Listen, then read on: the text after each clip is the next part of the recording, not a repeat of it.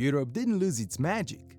It only feels that way, because everyone keeps going to the same places, taking the same photos, standing in the same lines. But Europe's real wonders aren't where the crowds are. Ignored, missed, hiding in plain sight. Even on Croatia's most popular coastline, home to its most shockingly overlooked coastal city, Šibenik. 4 fortresses, 2 UNESCO World Heritage Sites, and a cathedral built without a single brick. And yet, most travelers skip it entirely. Šibenik was off-limits during the Cold War, a strategic military city built for shipyards, defense, and control. While neighboring Split and Dubrovnik opened themselves to mass tourism, Šibenik never did. That's exactly why it still feels real today. Šibenik was founded by Croats over 1,000 years ago, right here where the Krka River meets the sea inside a naturally sheltered bay. That perfection made it very desirable. Venetians, Ottomans, Habsburgs, every empire wanted it. So the city did what it had to do. It built fortresses. Not 1, not 2, but 4. The most extraordinary of them rises straight from the sea, St. Nicholas Fortress. A rare sea fortress on the UNESCO list, and still almost no one visits it.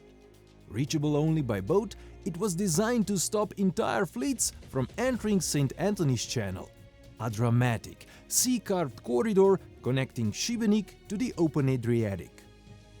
Above the city, history stacks vertically. St. Michael's Fortress, 1,000 years old, now a panoramic concert venue. Baron Fortress, built in just 58 days during an Ottoman siege. And St. John's Fortress, the highest and the city's final line of defense.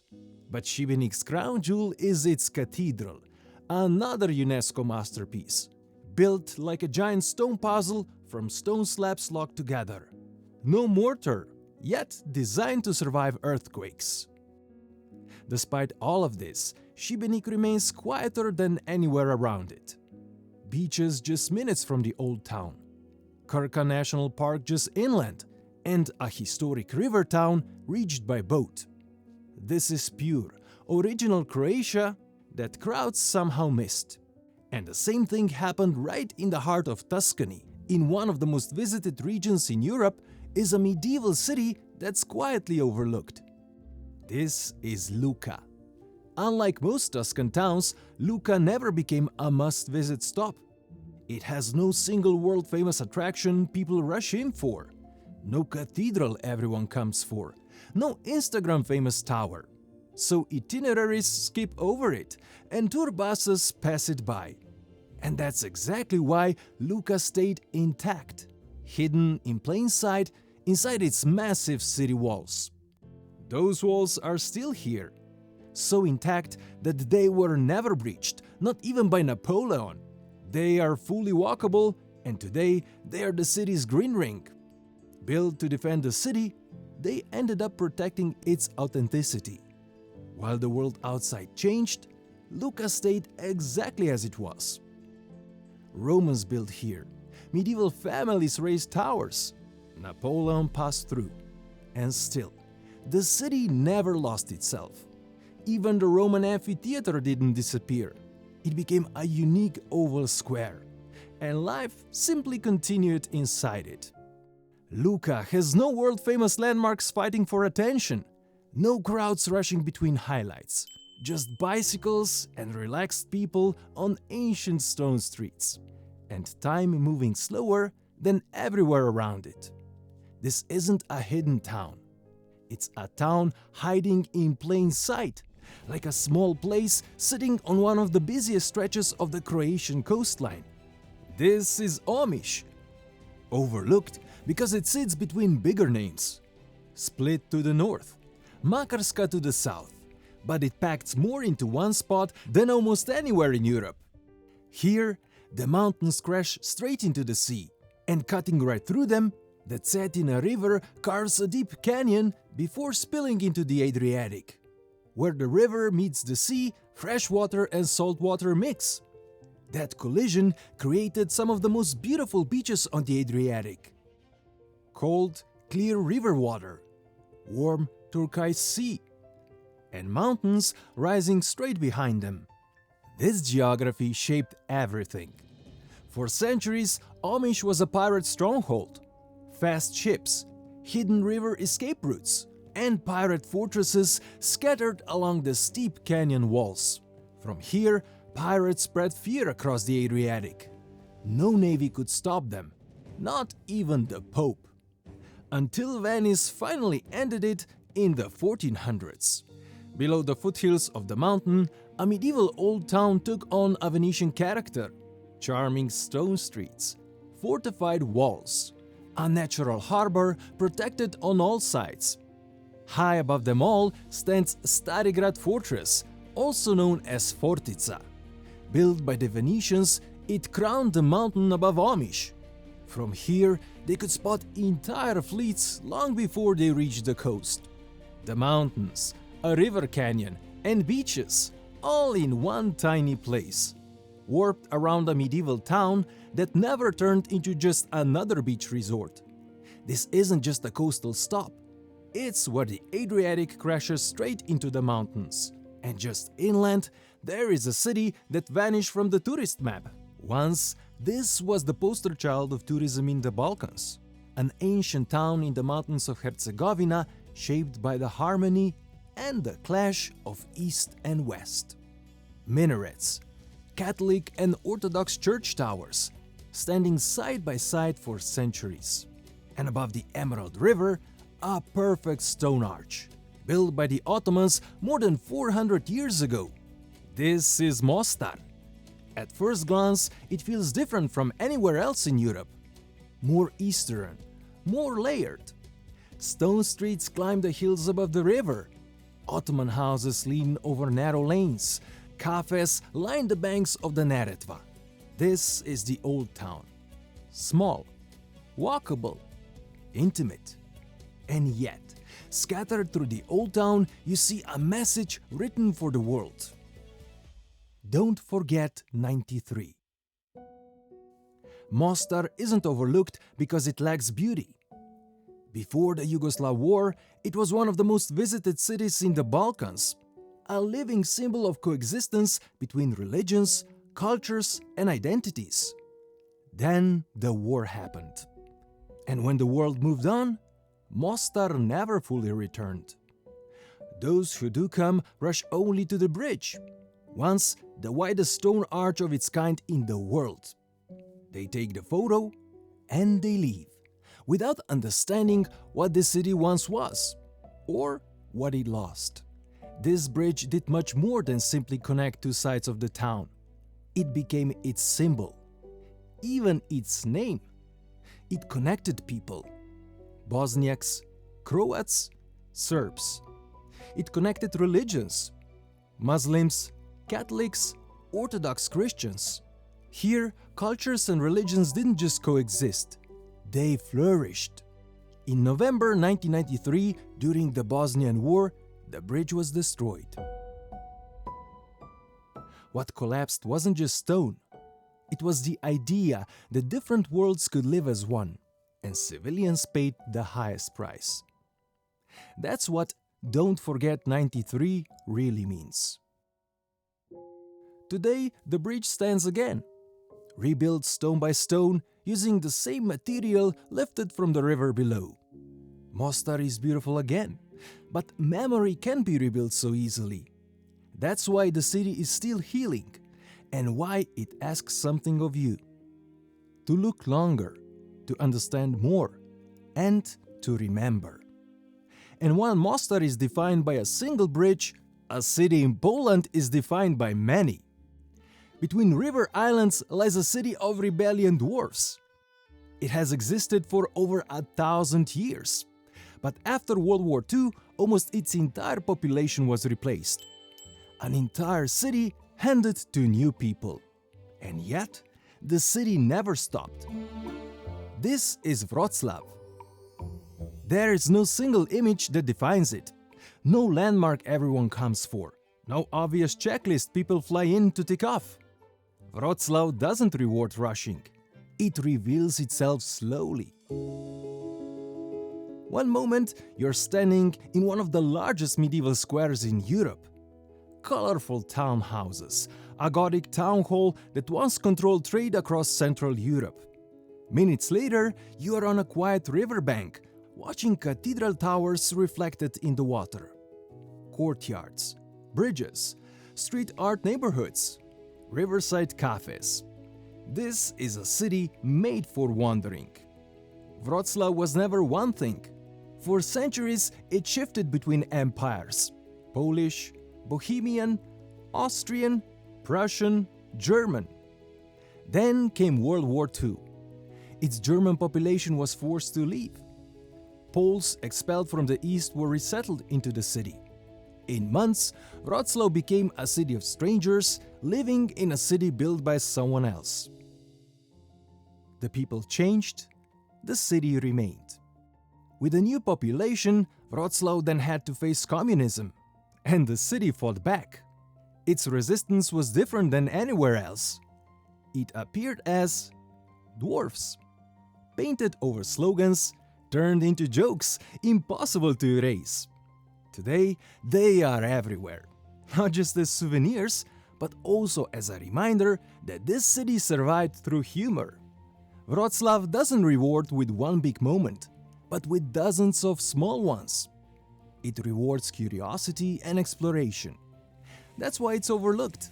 But if you slow down, it might end up as one of Europe's best surprises. Yet, some of Europe's biggest surprises aren't even cities at all. This is a quiet limestone landscape where the word Karst was born. It's used in science all over the world, but almost no one knows it's a real place, and it rarely appears in travel plans. Karst is a windy limestone plateau on the edge of the Adriatic. Its stone villages look too quiet to be important. But its real wonders hide underground. Limestone, sinkholes, caves, disappearing rivers. Water doesn't just shape the surface here, it vanishes. And what it creates beneath this plateau is on a completely different scale. At Škocjan, the Reka River drops underground and becomes one of the largest underground river canyons on Earth. This vast, echoing underground world feels more like a Lord of the Rings set than something real. Inside the cave system, canyon walls rise nearly 150 meters. Above ground, people had to adapt. Brutal Bora wind forced people to build in stone.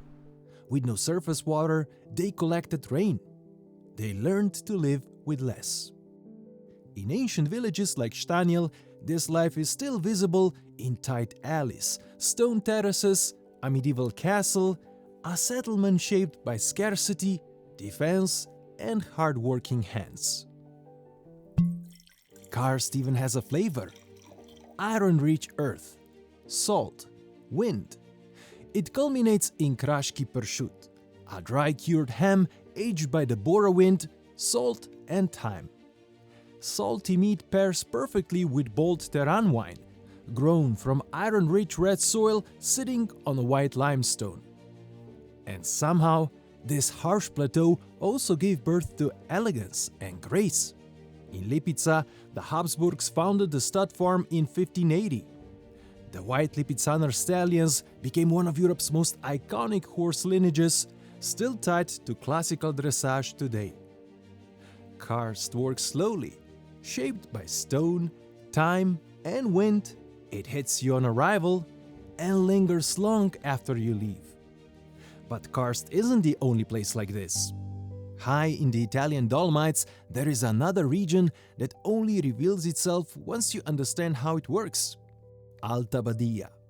6 villages tucked beneath some of the sharpest peaks on Earth. There is no single historic center, no famous landmark. Alta Badia is a network. Villages, lifts, trails, and mountain passes. If you don't understand the system, you never find the magic. This corner of the Alps was so remote, it developed its own identity. A real minority language still spoken here today. Living here also meant learning how to move through mountains, and people here still use the mountains to move from village to village. But luckily today you can do it without breaking a sweat. You can cross entire mountain ranges using one of the most advanced networks of cable cars and chairlifts in the Alps. The mountains became a road in the sky. If you travel by actual road, the payoff is cinematic. A continuous loop around the Sella Group snaking across 4 high mountain passes. Passo Gardena, Passo Sella, Passo Pordoi, Passo Campolongo. Today, it's one of Europe's most scenic drives. But these roads weren't built for beauty. They were carved during World War I, when these mountains became a battlefield. Now, small museums on the passes remind us of that brutal time. But the top of the passes isn't the end. You can go even higher. And this is where Alta Badia stops feeling like a valley and starts feeling like another planet. The SAS Pordoi cable car climbs to the terrace of the Dolomites, a 360 panorama of raw limestone peaks. Yet, Alta Badia's most powerful moment is a small sanctuary of Santa Croce beneath towering cliffs. Surrounded by rolling alpine meadows, old wooden huts, and wide open silence. This is Alta Badia at its softest. This place isn't about one must-see attraction. It's a constant reward. Every lift, every pass, every turn in the road. And places like this don't exist only in the mountain. Far away from Italy's classic must-see itinerary, Rome, Florence, Venice and the Amalfi Coast is a town so detailed it almost feels unreal. That's why most people have never heard of it. This is Lecce. Calm, walkable, local, shockingly uncrowded for the level of its beauty. And the reason it is so stunning is Pietra Leccese, a soft, honey-colored local limestone, easy to carve when fresh, yet hardening over time. That single material changed everything. It gives Lecce its beautiful warm glow, and it allowed artisans to shape buildings that feel dramatic, detailed, theatrical, almost alive. And nowhere is that craftsmanship more extreme than in one building, the Basilica di Santa Croce. Overflowing with figures, beasts, and symbols, every surface of this church is carved, nothing held back. Another highlight is the Cathedral Square, a closed, ceremonial space framed by the cathedral, bell tower, and palaces that today host museums, inviting you to dive deeper into the city's past. And Lecce didn't stop at stone. This city loved art so much that it even turned paper into art. When stone was too expensive, local artisans began using paper mache to create lifelike statues. Small workshops around town still use the same techniques passed down for centuries. But Lecce's surprises don't stop on its streets. Some of them are buried beneath your feet. Beneath the main square, they've uncovered part of a Roman amphitheater, so massive that most of it still lies buried beneath homes, streets, and cafes. Here, history reveals itself the moment you dig into the ground.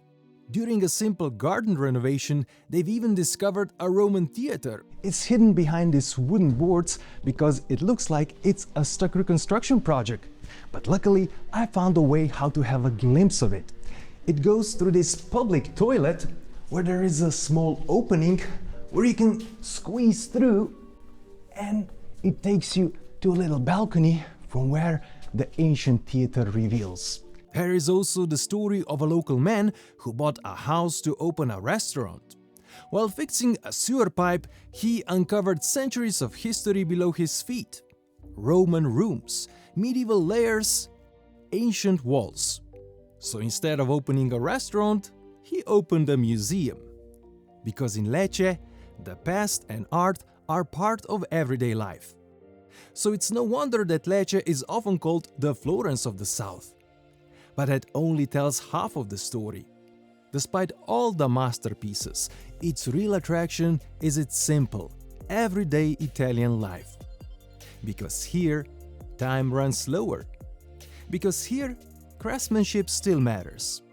And maybe that's exactly why it's quietly escaping most people's plans. But other places are missed because they are too close to world-famous hotspots, like a small medieval old town in Czechia, warped inside dramatic horseshoe bands of a river, and above it all, a massive castle, far too big for such a small place. Completely unreal. This is Český Krumlov. Because it's so close to the world-famous Prague, it was turned into a rushed stop. It's sold as a day trip from the Czech capital, consumed quickly, photographed, and left behind.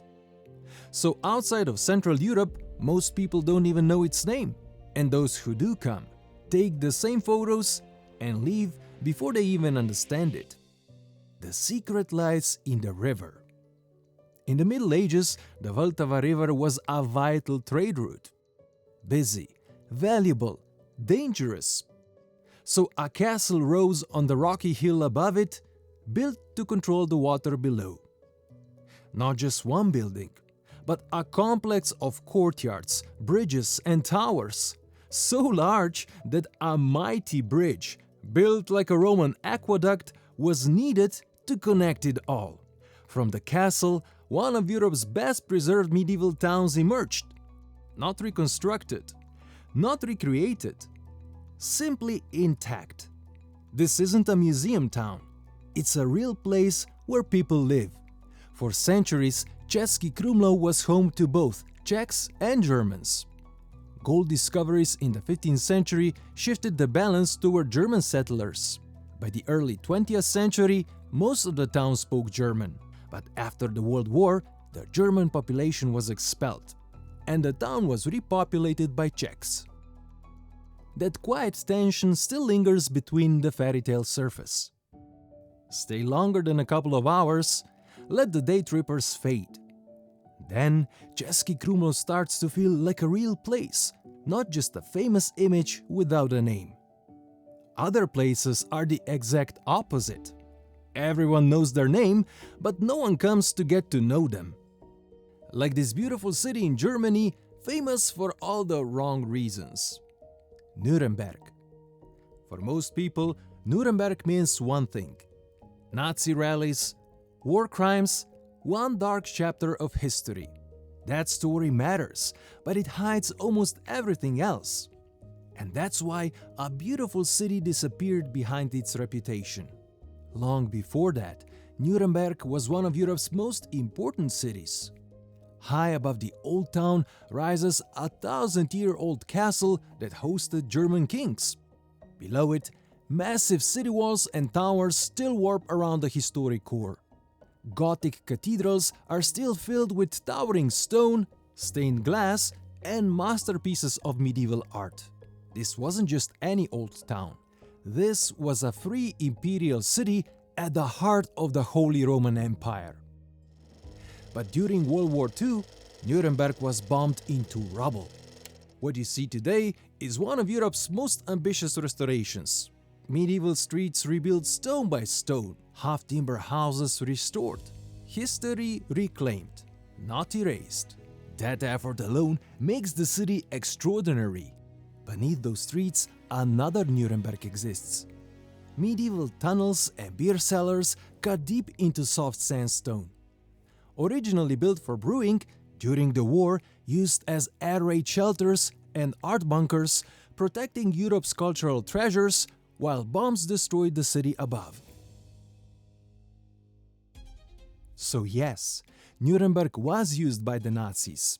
The rally ground still exists on the edge of the city, vast, empty, and unsettling. But Nuremberg is also where that ideology collapsed. Inside Courtroom 600, Nazi leaders were put on trial. For the first time in history, crimes against humanity were judged by international law.